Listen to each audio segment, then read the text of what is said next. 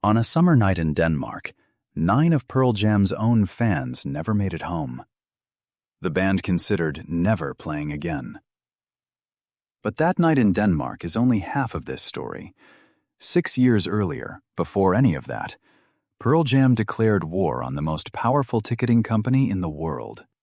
They testified before Congress, turned down tens of millions of dollars in tour revenue, and then they lost. Their response is one of the most quietly devastating and unassumingly triumphant stories in the history of rock and roll. The music may have started decades ago, but the impact continues today. If you want more deep dives, rare stories, and unforgettable moments from the world of divorced dad rock, subscribe now and help keep the legacy alive. Every great band needs a voice, and Pearl Jam found theirs in one of the most unlikely places imaginable. Eddie Vedder, lead vocalist, working as a contracted security guard at a hotel in La Jolla, California. Surfing every morning before his shifts, was handed a demo tape by a drummer named Jack Irons. He took it home, went surfing, and somewhere between the waves, he wrote lyrics to 3 songs, recorded them in a bathroom because the acoustics were good, and mailed the cassette back to Seattle. The people who sent that tape flew him north almost immediately. Those people include Stone Gossard, rhythm guitarist, and the band's steady architect. Stone was a founding member of the Seattle scene's earliest grunge band, who once said no to a major label rather than compromise. Jeff Ament, bassist from Big Sandy, Montana, Stone's closest creative partner through the collapse of their previous band.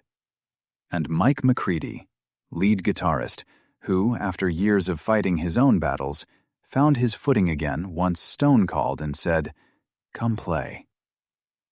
On August 27, 1991, they released 10. And it did not explode right away. It built slowly. Then Nirvana's Nevermind dropped a month later, and alternative rock took over America.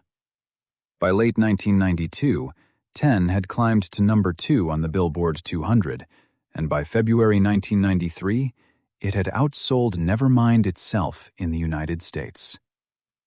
2 years later, Versus debuted at number 1, breaking opening week sales records outright. In roughly 3 years, 4 guys who'd been playing half-empty clubs became the best-selling rock act in America. That speed, that scale, that sudden power had earned them something rarer than fame, the standing to actually go to war for their fans when almost no one else could, despite having the most to lose. On June 30th, 2000. Roskilde Festival, Denmark. A day of rain had turned the festival grounds to mud. An estimated 50,000 fans packed in front of the Orange stage, and as Pearl Jam's set intensified, the crowd near the front surged forward, pressing people against the barricades with nowhere to go. 9 fans died in the crush. Dozens more were injured. Pearl Jam stopped the music the moment they understood what was happening, roughly 45 minutes into the set. The band released a statement, simple and devastating. "We are overwhelmed with shock and sadness. All of us are in a state of grief." They considered never playing again. There is life before Roskilde and life after. Eddie Vedder. Eddie has rarely spoken about that night in detail. The weight of it lives more in the silence around the subject than in any words he's chosen to offer. What we know is what the band actually did next. They pledged in the immediate aftermath never to play another festival again until they could guarantee it wouldn't happen twice. And they meant it. Beginning in 2003, Stone Gossard personally traveled to Copenhagen, spending weeks meeting with the families of 5 of the 9 victims. Writing on behalf of the entire band, Gossard put it plainly, "We've met some of the families over the years. With some, we have forged strong friendships. We are forever in the shadow of your pain and loss, and we accept that shade. Love Boat Captain, from Riot Act, carries those 9 names in its DNA, even though they're never spoken aloud.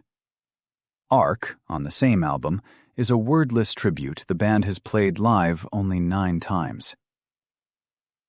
A memorial now stands on the Roskilde Festival grounds, a black stone engraved with 4 words: "How fragile we are," with 9 trees planted around it, 1 for each life lost. When Pearl Jam did return to festival stages, they returned with conditions. Beginning with dates at England's Leeds and Reading festivals in 2006, the band required advance approval of every promoter's operational and security plans, the design and configuration of barriers, the crowd management response procedures, and, critically, how quickly any danger in the crowd could actually be communicated back to the band on stage. Failures, they believed, that had cost lives at Roskilde itself. Stone Gossard, years later, said it as simply as it can be said: "Nothing was the same after that day." And the impact reached well past this one band. Roskilde forced a rethinking of festival safety across Europe. More exits, tighter capacity near the stage, better trained crowd staff, clearer protocols for stopping a show the instant something goes wrong. Decades later, when a nearly identical crowd crush killed concertgoers at a festival in Houston, journalists covering it returned again and again to Roskilde as the reason everyone should have already known better. The standards this tragedy forced into existence didn't save the 9 people who died that night, but they've been credited with saving others since. The instinct to go as far as it takes for the people who showed up for them. It didn't start at Roskilde. 6 years before any of that, before the tragedy, before the grief, before Stone Gossard ever set foot in Copenhagen, Pearl Jam had already shown exactly who they were. The conflict began in 1992, when Pearl Jam planned a free Labor Day concert for 30,000 hometown fans in Seattle, and Ticketmaster tried to charge a service fee on every ticket, even for a show that cost nothing. Pearl Jam refused and handed out the tickets entirely on their own terms. By 1998, Pearl Jam had gone back to working with Ticketmaster without fanfare, a pragmatic decision that let them tour properly again. They hadn't changed the system, but they'd forced the system to acknowledge it could be challenged. In 2024, 30 years after Pearl Jam filed that complaint, the Department of Justice filed a sweeping antitrust lawsuit against Ticketmaster and its parent company, Live Nation Entertainment, accusing them of running an illegal monopoly over live events in America. Pearl Jam had been right all along. They were just 30 years too early. In a 2011 interview with Rolling Stone, Eddie Vedder reflected on the whole fight. "The way I feel about it is we got to see up close how things work in this country. We got to be crushed by a huge corporate giant right up close. It didn't kill us, but it was quite an experience." 2 fights, 6 years apart, aimed at completely different targets. One at a monopoly, fought with lawyers and lost revenue.